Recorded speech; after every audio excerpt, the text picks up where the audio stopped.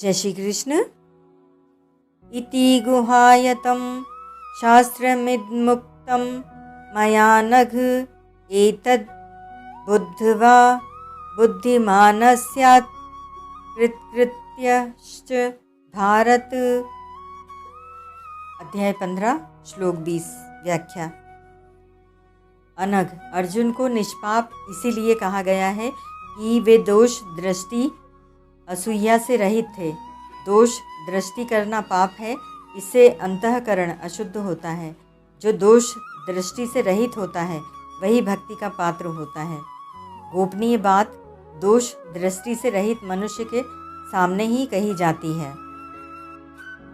9वें अध्याय के पहले श्लोक में भी भगवान ने अर्जुन को दोष दृष्टि से रहित कहते हुए ही गुहायतम ज्ञान बताने की प्रतिज्ञा की थी। इदम तु ते गुहातमम प्रवक्ष्याम्य सुयवे।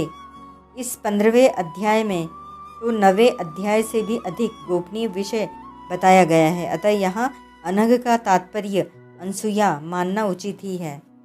यदि दोष दृष्टि वाले मनुष्य के सामने गोपनीय बात कह दी जाए तो उस मनुष्य पर उस बात का उल्टा असर पड़ता है, अर्थात वह उस गोपनीय बात का उल्टा अर्थ लगाकर वक्ता में भी दोष देखने लगता है। यह आत्मशलाघी है, दूसरों को मोहित करने के लिए कहता है इत्यादि। इससे दोष दृष्टि वाले मनुष्य की बहुत हानि होती है। दोष दृष्टि होने से खास कारण है अभिमान।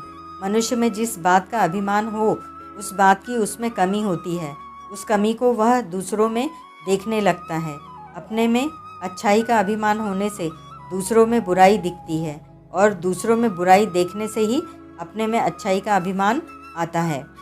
यदि दोष दृष्टि वाले मनुष्य के सामने भगवान अपने को सर्वोपरि पुरुषोत्तम कहें तो उसको विश्वास नहीं होगा। उल्टे वह यह सोचेगा कि भगवान आत्मशलाघी, अपने मुँह अपनी बढ़ाई करने वाले हैं। निज अज्ञान राम पर धरहीं। मानस 7:73-5। भगवान के प्रति दोष दृष्टि होने से उसकी बहुत हानि होती है। इसीलिए भगवान और संतजन दोष दृष्टि वाले अश्रद्धालु मनुष्य के सामने गोपनीय बातें प्रकट नहीं करते। वास्तव में देखा जाए तो दोष दृष्टि वाले मनुष्य के सामने गोपनीय रहस्य युक्त बातें मुख से निकलती ही नहीं। अर्जुन के लिए अनघ संबोधन देने में यह बात भी हो सकता है कि इस अध्याय में भगवान ने जो परम गोपनीय प्रभाव बताया है वह अर्जुन जैसे दोष दृष्टि से रहित सरल पुरुष के सम्मुख ही प्रकट किया जा सकता है। इति गुहायतम शास्त्र मिदम 14वें अध्याय के 26वें श्लोक में अव्यभिचारिणी भक्ति की बात कहने के बाद भगवान ने 15वें अध्याय के पहले श्लोक में 19वें श्लोक तक जिस अक्षर और पुरुषोत्तम के विषय का वर्णन किया है उस विषय की पूर्णता और लक्ष्य का निर्देश यहाँ इति इदम पदों से किया गया है। इस अध्याय में पहले भगवान ने क्षर संसार और अक्षर जीवात्मा का वर्णन करके अपना अप्रतिम प्रभाव 12वें से 15वें श्लोक तक प्रकट किया। फिर भगवान ने यह गोपनीय बात प्रकट की कि जिसका यह सब प्रभाव है वह क्षर से अतीत और अक्षर से उत्तम पुरुषोत्तम मैं ही हूँ। नाटक में स्वांग धारण किए हुए मनुष्य की तरह भगवान इस पृथ्वी पर मनुष्य का स्वांग धारण करके अवतरित होते हैं और ऐसा बर्ताव करते हैं कि अज्ञानी मनुष्य उनको नहीं जान पाते। गीता 7वें अध्याय का 24वां श्लोक। स्वांग में अपना वास्तविक परिचय नहीं दिया जाता, गुप्त रखा जाता है। परंतु भगवान ने इस अध्याय में 18वें श्लोक में अपना वास्तविक परिचय देकर अत्यंत गोपनीय बात प्रकट कर दी कि मैं ही पुरुषोत्तम हूँ। इसीलिए इस अध्याय को गुहायतम कहा गया है। शास्त्र में प्रायः संसार, जीवात्मा और परमात्मा का वर्णन आता है। इन तीनों का ही वर्णन 15वें अध्याय में हुआ। इसीलिए इस अध्याय को शास्त्र भी कहा गया है। सर्वशास्त्रमयी गीता में केवल इसी अध्याय को शास्त्र की उपाधि मिली है। इसमें पुरुषोत्तम का वर्णन बहुत होने के कारण इस अध्याय को गुहायतम शास्त्र कहा गया है। इस गुहायतम शास्त्र में भगवान ने अपनी प्राप्ति के 6 उपायों का वर्णन किया है। पहला, संसार को तत्व से जानना, पहला श्लोक।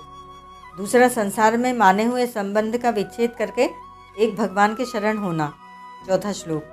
तीसरा, अपने में स्थिति परमात्मा तत्व को जानना। 11वां श्लोक। चौथा, वेदाध्ययन के द्वारा तत्व को जानना। 15वां श्लोक। 5वां, भगवान को पुरुषोत्तम जानकर सब प्रकार से उनका भजन करना। 19वां श्लोक। 6वां, संपूर्ण अध्याय के तत्व को जानना। 20वां श्लोक। जिस अध्याय में भगवत प्राप्ति के ऐसे सुगम उपाय बताए गए हों उसको शास्त्र कहना उचित ही है। मया उक्तम, इन पदों से भगवान यह कहते हैं कि संपूर्ण भौतिक जगत का प्रकाशक और अधिष्ठान समस्त प्राणियों के हृदय में स्थित वेदों के द्वारा जानने योग्य एवं क्षर और अक्षर दोनों से उत्तम साक्षात मुझ पुरुषोत्तम के द्वारा ही यह गुह्यतम शास्त्र अत्यंत कृपापूर्वक कहा गया है। अपने विषय में जैसा मैं कह सकता हूँ वैसा कोई नहीं कह सकता, कारण कि दूसरा पहले मेरी ही कृपा शक्ति से मेरे को जानेगा।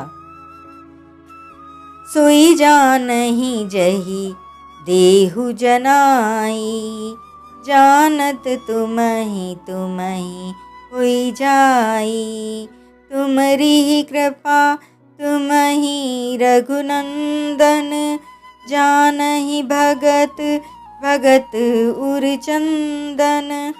127:2। फिर वह मेरे विषय में कुछ कहेगा जबकि मेरे में अनजानापना है ही नहीं। वास्तव में स्वयं भगवान के अतिरिक्त दूसरा कोई भी उनको पूर्ण रूप से नहीं जान सकता। गीता 10वें अध्याय का 2 और 15वां श्लोक। 6ठे अध्याय के 39वें श्लोक में अर्जुन ने भगवान से कहा था कि आपके सिवाय दूसरा कोई भी मेरे संशय का छेदन नहीं कर सकता। यहाँ भगवान मानो यह कह रहे हैं कि मेरे द्वारा कहे हुए विषय में किसी प्रकार का संशय रहने की संभावना ही नहीं है। पूरे अध्याय में भगवान ने जो संसार की वास्तविकता, जीवात्मा के स्वरूप और अपने अप्रतिम प्रभाव एवं गोपनीयता का वर्णन किया है उसका विशेष रूप से 19वें श्लोक का निर्देश तथा एतत् पद से किया गया। इस गुह्यतम शास्त्र को जो मनुष्य तत्व से जान लेता है वह ज्ञानवान अर्थात ज्ञान ज्ञातव्य हो जाता है। उसके लिए कुछ भी जानना शेष नहीं रहता क्योंकि उसने जानने योग्य पुरुषोत्तम को जान लिया। परमात्मा तत्व को जानने से मनुष्य की मूढ़ता नष्ट हो जाती है। परमात्मा तत्व को जाने बिना लौकिक संपूर्ण विधाएं, भाषाएं, कलाएं आदि क्यों न जान ली जाएं, उनमें मूढ़ता नहीं मिटती क्योंकि लौकिक सब विधाएं आरंभ और समाप्त होने वाली तथा अपूर्ण हैं। जितनी लौकिक विधाएं हैं सब परमात्मा से ही प्रकट होती हैं, अतः वे परमात्मा को कैसे प्रकाशित कर सकती हैं। इन सब लौकिक विधाओं से अनजान होते हुए भी जिसने परमात्मा को जान लिया है वही वास्तव में ज्ञानवान है। 19वें श्लोक में सब प्रकार से भजन करने वाले जिस मोह रहित भक्त को सर्वविद कहा गया है उसी को यहाँ बुद्धिमान नाम से कहा गया है। यहाँ च पद में पूर्व श्लोक में आई बात के फल प्राप्त प्रातव्य का अनुकर्षण है। पूर्व श्लोक में सर्वभाव से भगवान का भजन करने अर्थात अव्यभिचारिणी भक्ति की बात विशेष रूप से आई है। भक्ति के समान कोई लाभ नहीं है। लाभों की किचु हरि भगति समाना। मानस 7:112-4। अतः जिसने भक्ति को प्राप्त कर लिया वह प्राप्तव्य हो जाता है, अर्थात उसके लिए कुछ भी पाना शेष नहीं रहता। भगवत तत्व की यह विलक्षणता है कि कर्मयोग, ज्ञान योग और भक्ति योग तीनों में से किसी एक की सिद्धि से कृतकृत्यता, ज्ञातव्यता और प्राप्तव्यता तीनों की प्राप्ति हो जाती है। इसीलिए जो भगवत तत्व को जान लेता है उसके लिए फिर कुछ जानना, पाना और करना शेष नहीं रहता। उसका मनुष्य जीवन सफल हो जाता है। परिशिष्ट भाव। भगवान ने इस अध्याय में अपने आप को पुरुषोत्तम रूप से अर्थात अलौकिक समग्र रूप से प्रकट किया है, इसीलिए इसको गुह्यतम शास्त्र कहा गया है। मनुष्य कर्मयोग से कृतकृत्य, ज्ञान योग से ज्ञात ज्ञातव्य और भक्ति योग से प्राप्तव्य हो जाता है। मेरे को अपने लिए कुछ नहीं करना है, ऐसा अनुभव होने से मनुष्य कृतकृत्य हो जाता है। शरीर मेरा नहीं है, शरीर पर मेरा अधिकार नहीं है तथा शरीर से मेरा संबंध नहीं है, ऐसा अनुभव होने से मनुष्य ज्ञातव्य हो जाता है। मेरे को कुछ नहीं चाहिए, ऐसा अनुभव होने से मनुष्य प्राप्तव्य हो जाता है। इस श्लोक में आए बुद्धिमान पद में ज्ञातव्य होने का भाव आया है। पूर्व श्लोक में स सर्वविद भजति माम सर्वभावेन भारत पदों में प्राप्त प्राप्तव्य होने का भाव आया है। प्रस्तुत श्लोक में आए च पद से भी अनुक्त समुच्चय अर्थ प्राप्त प्राप्तव्य ले सकते हैं। लौकिक क्षय और अक्षर तो प्राप्त है, अतः अलौकिक परमात्मा ही प्राप्तव्य है। इस श्लोक से यह भाव निकलता है कि भक्त को ज्ञान योग और कर्म योग दोनों का फल प्राप्त हो जाता है, अर्थात वह ज्ञात ज्ञातव्य और कृतकृत्य भी हो जाता है। गीता 7वें अध्याय का 29वां, 30वां और 10वें अध्याय का 10वां 11वां श्लोक। ओम तत्सत।